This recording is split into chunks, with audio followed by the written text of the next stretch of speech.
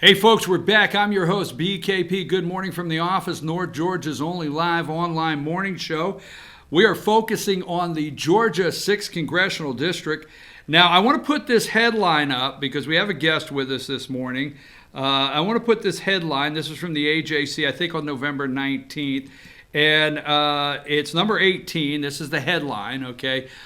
Georgia 6th Handel nabs key endorsements as GOP rivals melt away. And as I read that article, yes, Brandon Beach and Nicole Rodden, they did cancel their pull out of that race. But as I read all the way down, I got to the bottom, and then the AJC referred to a candidate as the other. And it just struck me how the media does that, the other. So what we did is we invited the other candidate to be with us, and I now have on the line Marjorie Greene. Marjorie, are you there? Yes. Hi, Brian. Thank you for having me on. I hope you didn't. I hope the opening there didn't offend you, because to me, the media. You were referred to all the way down at the bottom of that article as the other candidate. What say you about how? Tell us a little bit about your race, why you got in, and let's let the audience meet you first, and then we'll get into that. Okay, that sounds great. Again, my name is Marjorie Greene, and I was born and raised in Georgia, so this is my home state, the state I love so much. I grew up in Decatur, finished high school up at South Forsyth High School, then went to UGA, graduated from UGA with a business degree, and that's also where I met my college sweetheart, and we got married. We, started life like any other normal couple. We bought our first house in Roswell, and so we've always been homeowners in Georgia 6th District. And I went back to work in my family's construction company because that's the company that I grew up in under my dad. And then in 2002, I bought the commercial division of the company from my father and convinced my husband, Perry, to come and work with me. And so since then, for almost two decades now, we've owned and operated our commercial construction company. We've also grown our company from the state of Georgia to 11 different states, which is something we're both very proud of. We've created thousands of jobs over the years. I've also been able to navigate the company to help us get through, difficult recessions, and I'm proud to say that we were able to do that. And so my experience lies with learning, and understanding how to manage a budget, create a budget that creates a profit, managing people, problem solving, working with others that you don't always agree with, producing jobs that satisfy and make our customers happy, which is something we're very proud of, and, completing tasks. Completing tasks is very important for leaders. And I also opened another company in Alpharetta, which is also in the district. It was a CrossFit gym because CrossFit was a kind of a hobby of mine that I really enjoyed. I've always enjoyed exercise and competing, from triathlons and cycling. And I got real into CrossFit and competed on a world level. In 2015, I was 47th in the world. And I enjoyed growing that business, starting it from the ground up and growing it. And it was fantastic. I love helping people and meeting people, and it was just a really fun place. My husband and I, we also have 3 kids, and that's the best part of my life, being a mom. And my children were born right there in Roswell at North Fulton Community Hospital back then. And they grew up going to schools right here in the district and playing sports at the parks and being involved in the community. We've always gone to church in the district, and this is where all of our friends and family, employees, customers, vendors, just our whole life. And Georgia 6 is so important to me. The whole state is, and our whole country is, because I feel like I truly live the American dream as a business owner, a mom, as a woman, And for me, when we lost our long-held Republican seat that was held for 40 years, Georgia 6 was 40 years Republican, it was shocking to me. I just thought, wow, now I'm seeing all the things that I didn't like in, say, California or New York or, in radical Democrats, and all of a sudden now we're being represented by one. So this is when we decided I would get involved. Marjorie, I didn't mean to interrupt you, but okay, leading up to that, and I mean, that's impressive. That's impressive. You are from the district. Your children are in the district. You're raising your family in the district. Your business is in the district. So you're running for a district that's near and dear to your heart and your family, and they're all your neighbors. So that being said, you have made a personal financial commitment to your campaign. And the reason I want to bring that in is because obviously you did not get in and not consider yourself a serious candidate and have a reason to run. But the media this past week kindly just overshadowed you're in the race, and the media kindly, and I say the AJC with their articles, just like they're just giving this nomination to Karen Handel, but you've invested in this personally, and you're very serious about this race. How much have you invested of your personal money? Well, you're right, Brian. I've been a serious candidate from day one. I invested $500,000 of my own money, and the reason why I did that is just because I'm a serious candidate. I'm a successful business owner. I'm a professional. I understand that when you take on a task such as running for Congress, it's not about getting attention or popularity or doing it just because you need something to do. It's something to take on and be very serious about it. And there's no way that I would ask anyone to support me or vote for me if I wasn't as invested or more invested than anyone. And because this is my home, I'm going to fight for it more than anyone, especially as a mom with 3 children, and I am very concerned about the future of this country. I'll fight harder than any candidate for the future of this country. Okay, so you mentioned 40 years. The seat flipped in 1979 with Newt Gingrich and was held to January 3rd, 2019, when Karen Handel, she was beaten in the November election by Democrat Lucy McBath. So let's. I know it's like the football game. You ask the coach, what he's going to do in the third game, and he says, "I'm going to focus on tonight's game." So let me ask you this though. What is the difference with you and Karen Handel in the primary, and what makes you think you can win this? And then how would you go about challenging Lucy McBath to take back this seat in the 6th?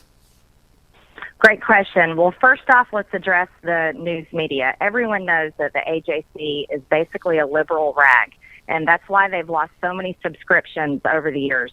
No one honestly takes their reporting seriously, and so their attempts to minimize me as a candidate is actually very poor attempts, and people see through it. People have been very angry about that. And then also let's address the political endorsements that Karen Handel has received, and that'll show you the striking difference between myself and her as a candidate. Karen Handel hasn't learned anything from her career of losing elections. She has a losing record of 4 out of 7, including losing our long-held Republican 6th district seat. And so Karen, she's continuing to play campaigning. She's a career campaigner. As usual, she is campaigning to the politicians. She's campaigning to the establishment and not to the people. And so she has spent all her time going around begging and pleading and trying to get all these people's endorsements, these elected Republican establishment endorsements, instead of focusing on the people that vote for her or should vote for her if she was doing a good job to win the election. She doesn't care about the people. She cares more about the Republican elected officials, and she only cares about donors. She also spends all her time calling for donations and then bragging about how much money she raised. But the truth of the matter is, it's nothing to brag about when you have left all of your donors sitting at 0% return on their investment in her as a politician because she's lost the 6th district seat. So everyone that donated to Karen, supported Karen, volunteered for Karen, and voted for Karen is sitting here empty-handed. Now, the difference in me is I know how to succeed because I'm a successful business owner, and I'm very competitive, and I like to win. I know and understand that this getting elected is not about me. It's not about the Republican establishment. It's all about the people, and that's how it always should be. So I spend all of my time talking to the people in the district because those are the people that I need to support me. They're also all my friends, family, customers, employees, vendors. They're the people that I already cared about long before I ever thought about running for Congress. And they're the people that I want to work for. So I look at this as a job interview, and I am interviewing for the job as a professional, as a leader, as an already accomplished, successful businesswoman, and someone who knows how to tackle issues, solve the problems, hold people accountable, and work to achieve better things for our country. And that's the clear difference between Karen Handel and myself. Let me ask you this, the 6th Congressional District here, and I'll try to put this all in a box to make it quick. The 6th Congressional District, it's been described as, 2018 was a referendum on the president. There's some talk that maybe Ms. Handel didn't, Congresswoman Handel didn't embrace the president, so maybe Trump supporters didn't vote for her. There's all these things, but and then I hear the polling. Now you have, you have 3 children, right, in the district, that from schools to sports to activities and everything. And I always tell everybody, you can give me all the polling data you want, but my polling data is what I call the fence line. And it's all the parents that, lean over the fence while the kids are practicing soccer, football, baseball, whatever it may be, or at an academic event at school. What do you hear from the people, the parents? How is Trump, how do they feel about President Trump in the 6th District, your opinion?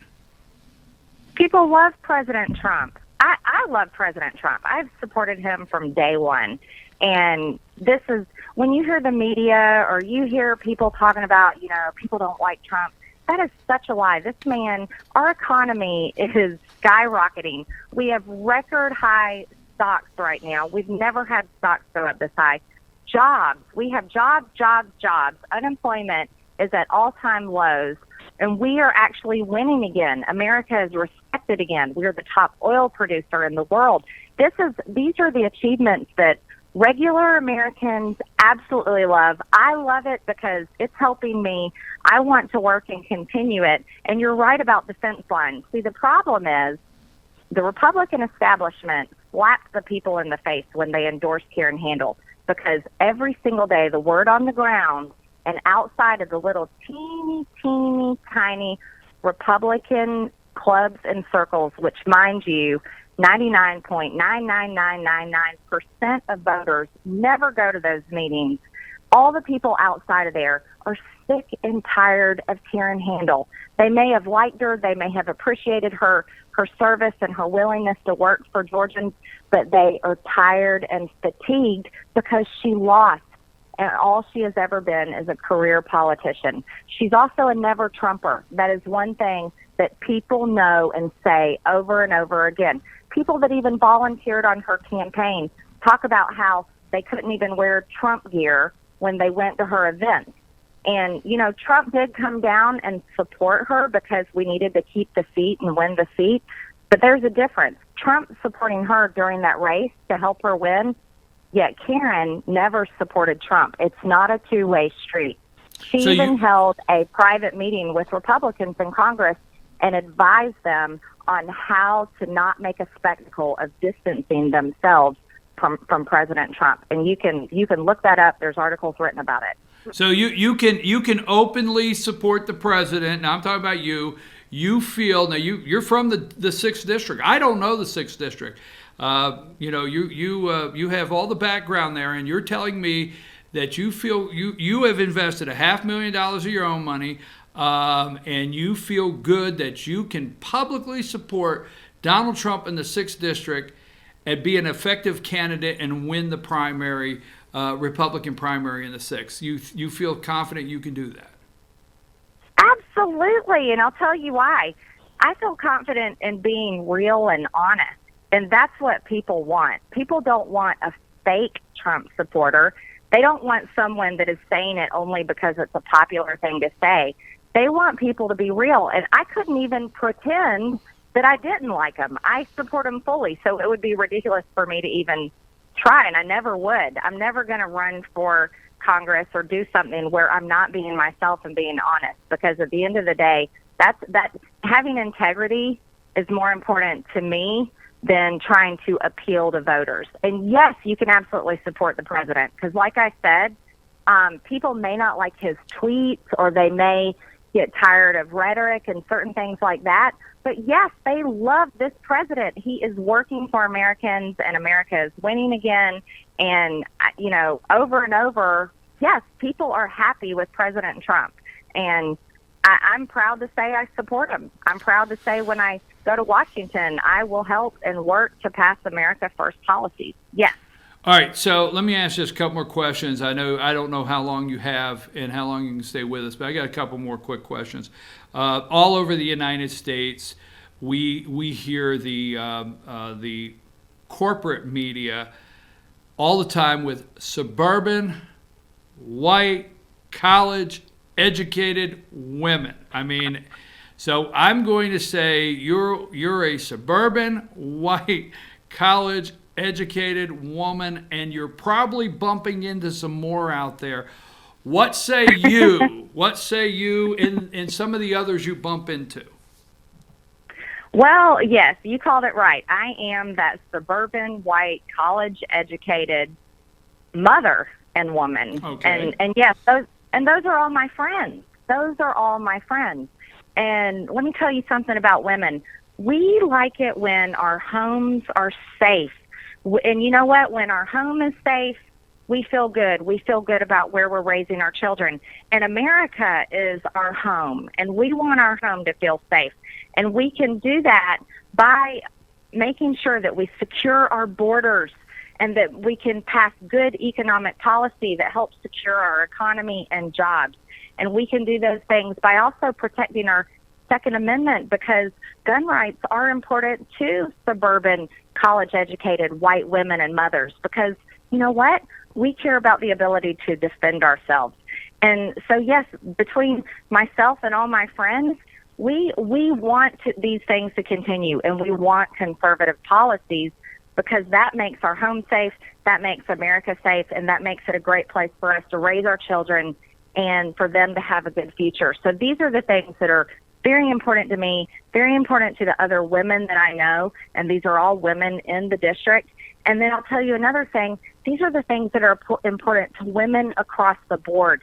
Take the identity off. Take the color off. Take any kind of, identity politics off except the part of being a woman.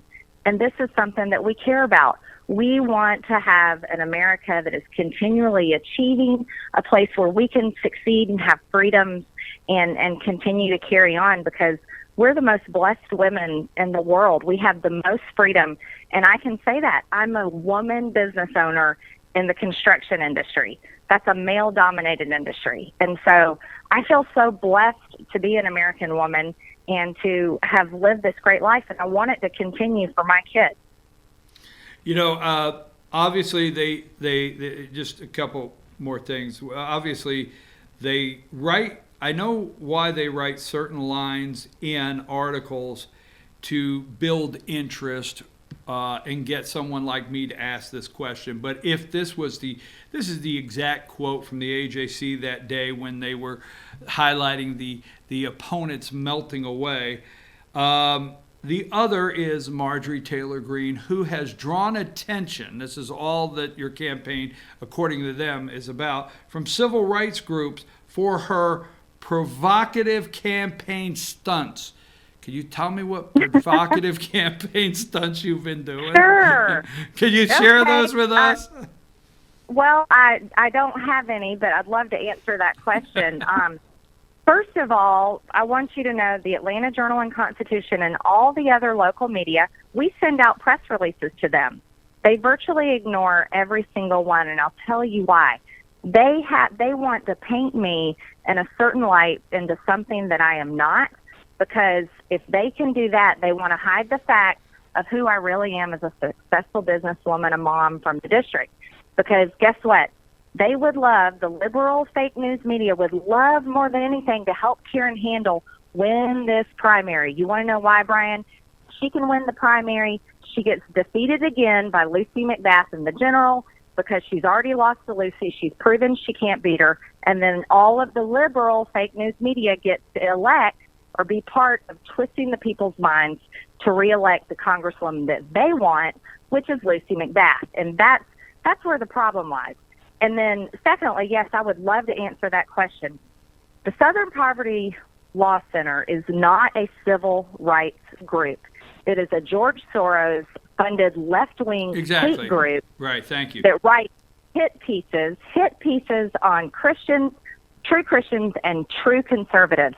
So if you're a Christian conservative like me, it's basically a Medal of Honor to have a piece written like you, on me, like they did. Because here's why. That means that I'm the candidate that they truly do not want to win, because I'm the candidate they know will stand up against the radical Democrat socialism. I'm also the candidate that will defeat Lucy McBath like Karen Handel could not.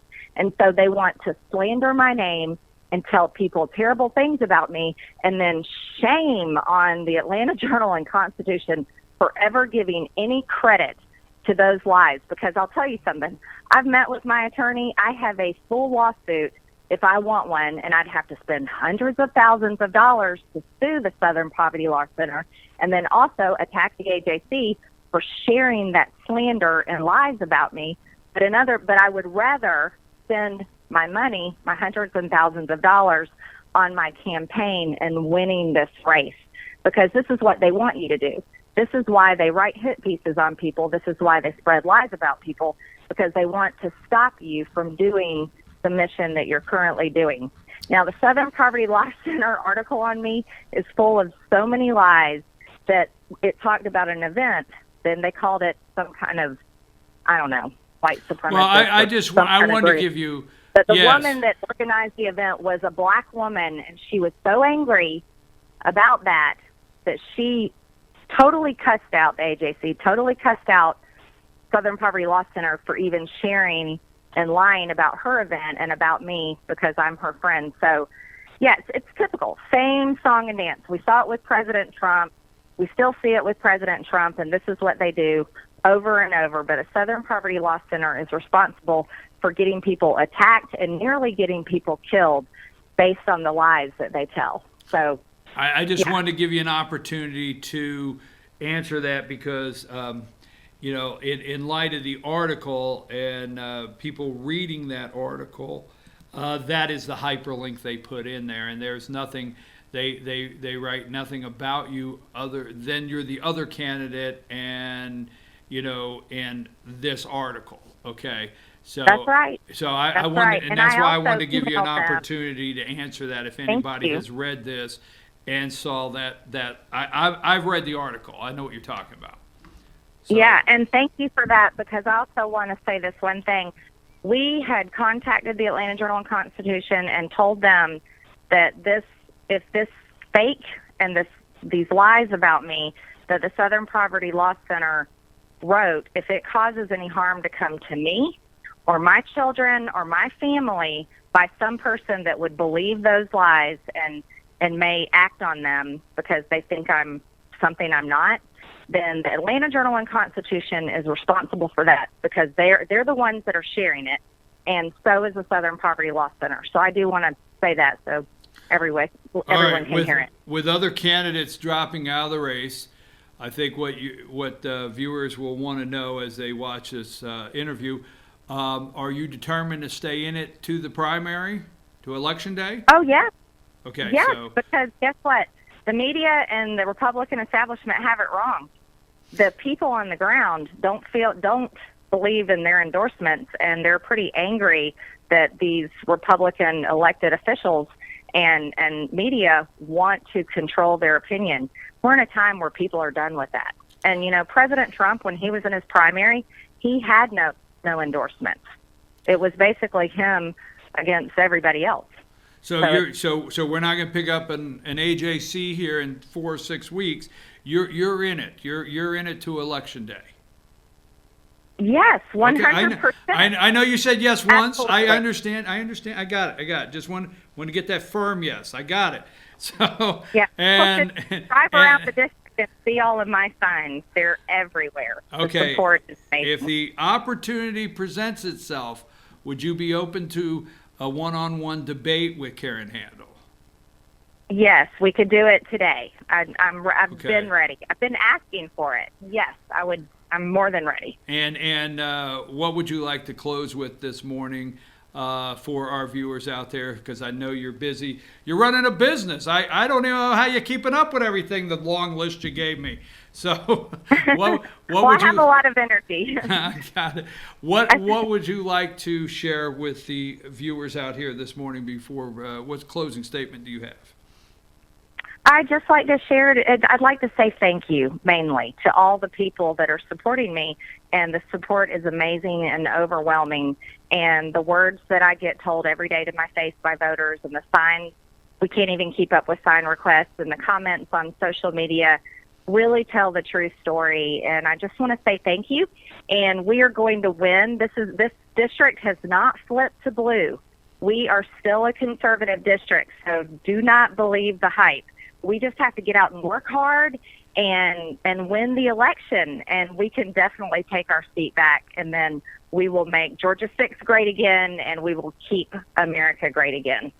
Thank you, Marjorie. I appreciate you very much for calling in this morning, and I'm for sure we'll have you back on in the near future. You have a great weekend, a great Thanksgiving with your family, and we'll talk to you real soon. Appreciate it.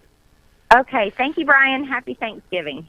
Okay, folks, that is Marjorie Greene. She is the Republican primary candidate in the 6th District running against Karen Handel, and we will have this up on the on YouTube and out on our Facebook page and everything here in a couple hours if you want to share it with your friends. We're going to take a break, and we'll be right back and see what else is going on in the next 50 minutes that we have left.